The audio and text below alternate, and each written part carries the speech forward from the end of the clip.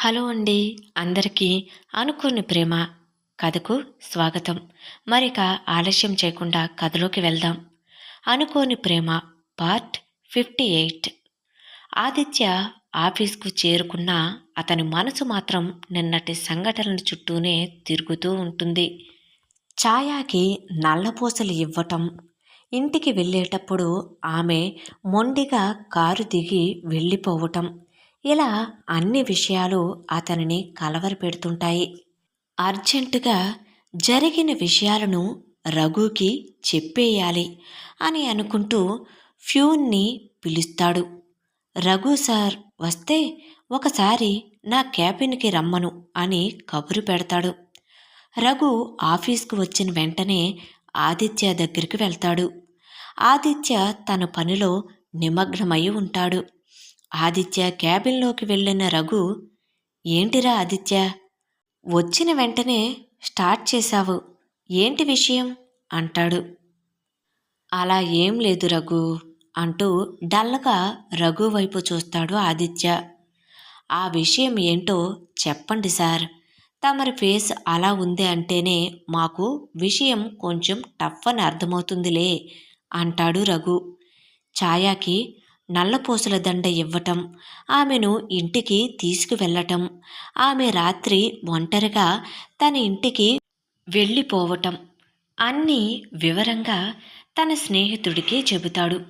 రఘు ఒక్క క్షణం ఆశ్చర్యపోతాడు. తరువాత ఆదిత్య కళ్ళల్లోకి చూసి నిట్టూరుస్తాడు. అరే ఆదిత్య, నువ్వు చేస్తున్నది ఏమిటో నీకు తెలుసా? కాంట్రాక్ట్ పెళ్ళి అంటే అది కేవలం ఒక ఒప్పందం మాత్రమే కదా. మరి నువ్వు నల్లపూసలు ఎందుకు ఇచ్చావు? అది భార్యాభర్తల మధ్య ఉండే పవిత్రమైన బంధానికి గుర్తు కదా అంటాడు రఘు. రఘు మాటలకు ఆదిత్య తలదించుకుంటాడు. నాకు తెలుసు రఘు, నేను తప్పు చేస్తున్నానని తెలుసు. కానీ ఆ క్షణంలో నాన్నమ్మ నాకు పెళ్లి చేస్తాను అని తొందర పెడుతుండటంతో ఇక వేరే మార్గం లేక ఎలా చేశాను అంటాడు ఆదిత్య. మరి ఛాయ ఒప్పుకుందా అంటాడు రఘు. లేదు, ఆమె చాలా ఏడ్చింది. చివరికి కాదనలేక అమాయకంగా అంగీకరించింది. ఇప్పుడు నాకేమో అన్నీ తప్పుగా అనిపిస్తున్నాయి అంటాడు ఆదిత్య. రఘు బాధగా తల ఊపుతాడు. నువ్వు నాన్నమ్మ సంతోషం కోసం ఇదంతా చేస్తున్నావని నాకు తెలుసు ఆదిత్య. కానీ ఈ అబద్ధం ఎప్పటికైనా బయటపడుతుంది. అప్పుడు నాన్నమ్మ ఎంత బాధపడతారో ఊహించగలిగావా? అయినా ఎందుకు అంత తొందరపడ్డావు? నాకు చెబితే నేను ఏదో ఒక సలహా ఇచ్చేవాడిని కదా అంటాడు రఘు. ఒకటిరా, నాన్నమ్మ నిన్ను ఎంతగా నమ్ముతుందో నీకు తెలుసు కదా. తన ఆశలు, ఆనందం అన్నీ నీ మీదే ఉన్నాయి. నిజం తెలిస్తే తను తట్టుకోగలదా అంటాడు రఘు. ఆదిత్య కళ్ళల్లో నీళ్లు తిరుగుతాయి. నాన్నమ్మ తనను ఎంతగా ప్రేమిస్తుందో, తన పెళ్లి కోసం ఎంతగా ఎదురు చూసిందో అతనికి గుర్తుకు వస్తుంది. తన అబద్ధం ఆమెను ఎంతగా బాధ పెడుతుందో ఊహించుకుంటేనే అతని గుండె తరుక్కుపోతుంది. అవును రఘు, నాన్నమ్మ చాలా మంచిది. తనను బాధ పెట్టాలని నాకెప్పుడూ లేదు. కానీ నేను తీసుకున్న ఈ తప్పుడు నిర్ణయం ఇప్పుడు అందరినీ బాధ పెడుతుంది. ఇక ఛాయ పరిస్థితి చూస్తుంటే కూడా బాధగా ఉంది. తను ఈ బంధంలో ఇష్టం లేకుండా ఇరుక్కుపోయింది అంటాడు ఆదిత్య. రఘు ఆదిత్య భుజం తడతాడు. అతని స్నేహితుడి బాధను అతడు పూర్తిగా అర్థం చేసుకుంటాడు. రఘు బాధగా, నాన్నమ్మ లాంటి మంచి మనిషి ఈ పరిస్థితిని ఎదుర్కోవటం నిజంగా బాధాకరం ఆదిత్య. తను నిన్ను మనువుడిలా కాకుండా కన్న కొడుకులా పెంచింది. తన ఆశలన్నీ నీ మీదే పెట్టుకుంది. నువ్వు చేసిన ఈ పని తెలిస్తే తను ఎంతగా కుమిలిపోతుందో ఆలోచించు అంటాడు రఘు. రఘు మాటలు అతను హృదయాన్ని నేరుగా తాకుతాయి. నాన్నమ్మ పడే బాధను తలుచుకుంటేనే అతని మనసు విలవిలలాడుతుంది. తను చేసిన తప్పు ఎంత పెద్దదో అతనికి స్పష్టంగా అర్థమవుతుంది. నువ్వు చెప్పింది నిజం రఘు. నాన్నమ్మ తను ఈ బాధకు అర్హురాలు కాదు. నేను త్వరలోనే ఒక నిర్ణయం తీసుకుంటాను. ఈ అబద్ధాన్ని అంతం చేస్తాను. కానీ ఎలా చేయాలో నాకు ఇంకా స్పష్టంగా తెలియటం లేదు అంటాడు ఆదిత్య. రఘు ఆదిత్యను ఓదారుస్తూ, నువ్వు ధైర్యంగా ఉండరా. నువ్వు సరైన నిర్ణయం తీసుకుంటావని నాకు నమ్మకం ఉంది. కానీ ఆలస్యం చెయ్యకు. సమయం మించిపోతే అన్నీ చేదాటిపోతాయి అని చెబుతాడు. ఆదిత్య తల ఊపి తన తప్పును సరిదిద్దుకుంటానని మాట ఇస్తాడు. కానీ ఆ మాటను ఎలా నిలబెట్టుకుంటాడో, ఈ సంక్లిష్ట పరిస్థితి నుండి ఎలా బయటపడతాడో వేచి చూడాలి మరి. ఛాయ ఆఫీస్కి రెడీ అవుతూ, నిన్న నైట్ ఈ డ్రెస్ వేసుకుని జాగ్రత్త పడ్డాను. కానీ ఇప్పుడు మరొక డ్రెస్ అంటే చాలా కష్టం. అయినా ముందుగా నేను ఏదోలా కొంచెం అమౌంట్ చూసుకుని ఈ టైపు డ్రెస్సులు ఒక 4 తీసేసుకుంటే ఆ కాంట్రాక్ట్ ముగిసే వరకు మేనేజ్ చేసేయచ్చు అని అనుకుంటూ బీరువా నుండి మరొక డ్రెస్సును బయటకు తీస్తుంది. ఆ డ్రెస్సును తీసి తన చేతిలో ఉంచుకుని, ఈ డ్రెస్ వేసుకుంటే నల్లపూసలు అస్సలు కనిపించవు అని మనసులో అనుకుంటుంది. ఒకవేళ ఈ డ్రెస్ వేసుకుంటే నాన్నమ్మ ఏమైనా అడుగుతారా అని సందేహపడుతూనే, కానీ నల్లపూసలు కనిపించకుండా ఉండటానికి ఇదే మంచి మార్గం అనిపిస్తుంది నాకు అని అనుకుని వెంటనే ఫ్రెష్ అయి వచ్చి ఆ డ్రెస్ వేసుకుని అద్దంలో చూసుకుంటుంది. డ్రెస్ చాలా సింపుల్గా హుందాగా ఉంటుంది. నల్లపూసలు కనిపించకుండా మెడ వరకు ఉండటంతో పూర్తిగా కవర్ అయిపోతాయి. అప్పుడే సుగుణమ్మ గారు కాఫీ గ్లాస్ తీసుకుని ఛాయా రూంలోకి వస్తారు. ఏంటి ఛాయా ఈ డ్రెస్? నువ్వు ఎప్పుడు ఇలాంటివి వేసుకోలేదు కదా అంటారు సుగుణమ్మ గారు. ఆ నాన్నమ్మ ఎప్పుడూ వేసుకోలేదు అనే ఇప్పుడు ట్రై చేస్తున్నా.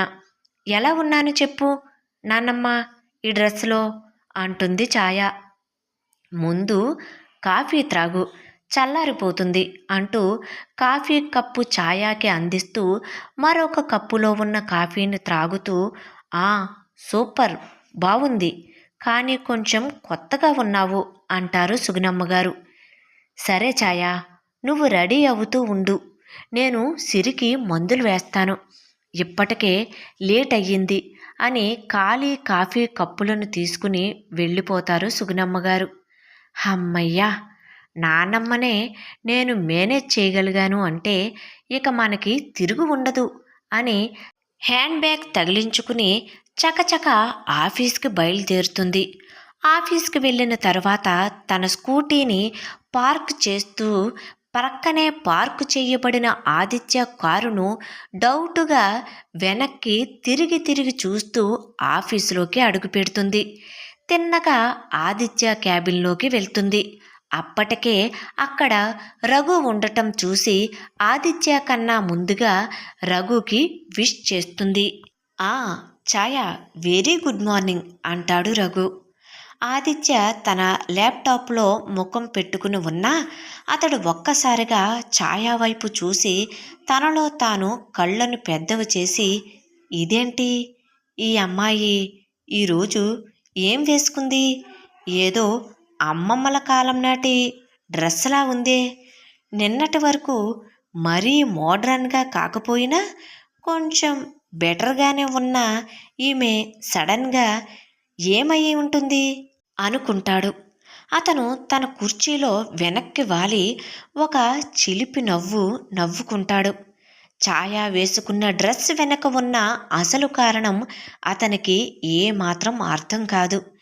నిన్నటి భయం వల్ల నల్లపూసలు కనపడకుండా ఉండటానికి వేసుకుందని అతడు ఊహించలేకపోతాడు. ఆమె సింపుల్ డ్రెస్ వేసుకోవటం అతనికి కొంచెం ఫన్నీగా అనిపిస్తుంది. తనలో తాను నవ్వును ఆపుకుంటూ, సరేలే, ఎలా వేసుకుంటే నాకేంటి, నాకెందుకు అంత ఆలోచన, కానీ ఈ డ్రెస్ మాత్రం కొంచెం కామెడీగా ఉంది. నిజంగా ఛాయ ఒక్కొక్కసారి కామెడీ పీస్లానే బిహేవ్ చేస్తుంది అని అనుకుంటాడు. ఛాయ రఘు వైపు చూస్తూ, రఘు సార్, మీకు తెలుసా నిన్న మీ ఫ్రెండ్ ఏం చేశారో అంటుంది. ఆ ఛాయ, చెప్పు, మా వాడు ఏం చేశాడు అని ఆతృతగా అడుగుతాడు.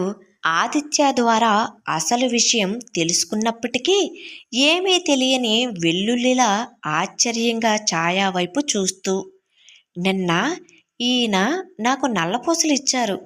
రఘు నటిస్తూ ఆశ్చర్యంగా ఆదిత్య వైపు చూస్తాడు. నల్లపూసలా? ఎప్పుడిచ్చావురా? కనీసం నాకు చెప్పలేదు అంటాడు. ఆ సార్, అలా అడగండి మీ ఫ్రెండ్ని గట్టిగా. ఈయన వలన నా లైఫ్నే రిస్కులోకి పెట్టేసుకున్నా నిన్న నైట్ అంటుంది. ఆదిత్య ఇబ్బందిగా నవ్వుతూ, అది నాన్నమ్మ కోరిక మేరకు ఇచ్చాను రఘు, అంత సీరియస్ మ్యాటర్ ఏం కాదు అంటాడు ఆదిత్య ఈజీగా. ఆ మాట వినిన ఛాయ బాధగా, అంత సీరియస్గా ఏమీ లేదా రఘు సార్, ఈయన నల్లపూసలు ఇచ్చి నన్ను భార్యలా నటించమన్నారు. పోనీలేండి, దాని మాట వదిలేయండి.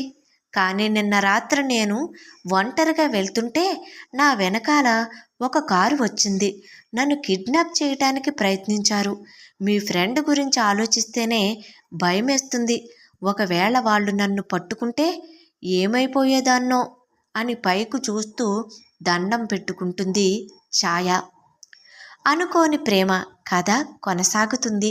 కథ నచ్చినట్లయితే ప్లీజ్ ప్లీజ్ ప్లీజ్ దయచేసి లైక్ చేయండి. అదేవిధంగా సబ్స్క్రైబ్ చేసుకుని ఎంకరేజ్ చేయగలరు. ఈ కథకు సంబంధించిన మిగిలిన అన్ని పార్ట్స్ కూడా మన ఛానల్లో ప్లేలిస్ట్లో సేవ్ చేయబడి ఉన్నాయండి. ఒకవేళ మీకు ఇంట్రెస్ట్ అయితే కనుక వెళ్ళి చెక్ చేయొచ్చు. ఇక్కడి నుండి ఈ స్టోరీ మాత్రం చాలా ఇంట్రెస్టింగ్గా, చాలా మలుపులు తిరుగుతూ ఉంటుందండి. మీరు మిస్ కారనే అనుకుంటున్నాను. Thank you.